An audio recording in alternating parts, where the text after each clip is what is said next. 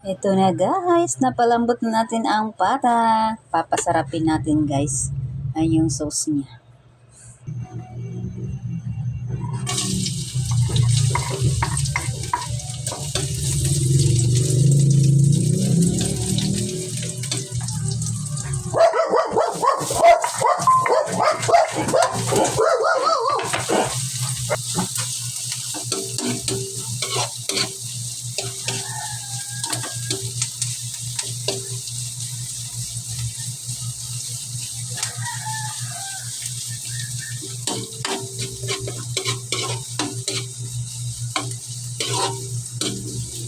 Pumba sana to guys, kaso wala siyang daw ng bulaklak ng saging. Kaya pinakulaan ko lang, tapos and then igigisa, lalagyan natin ng oyster sauce para sumarap.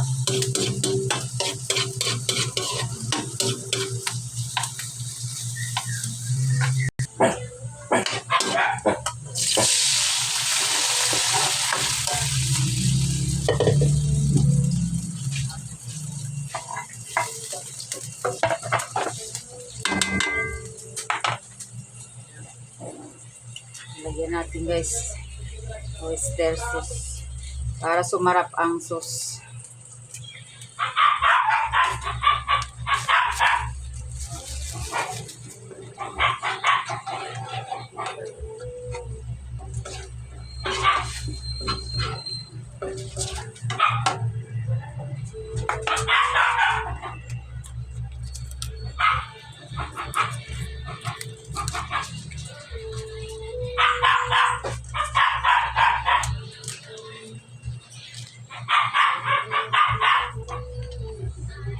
Tayo ng suka.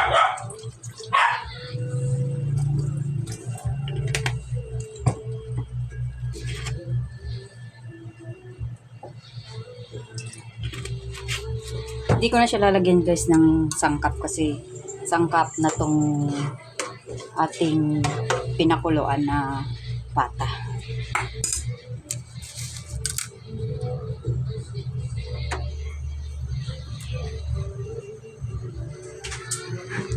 Ayan guys, sauce pa lang, ulam na.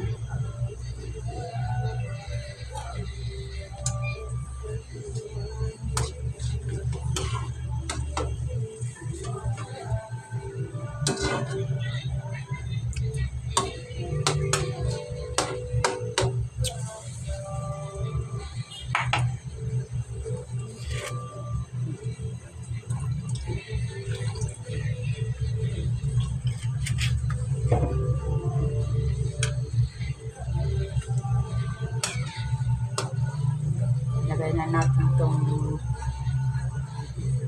pata.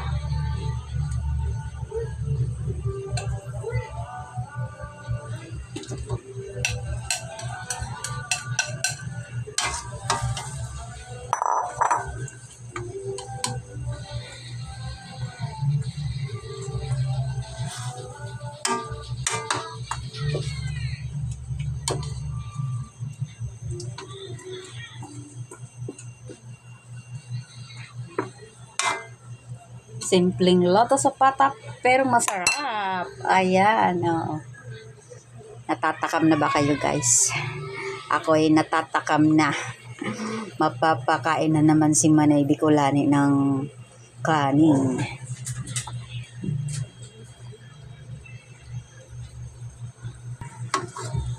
Ayan na guys, luto na ang ating ulam. Ulam maghapon.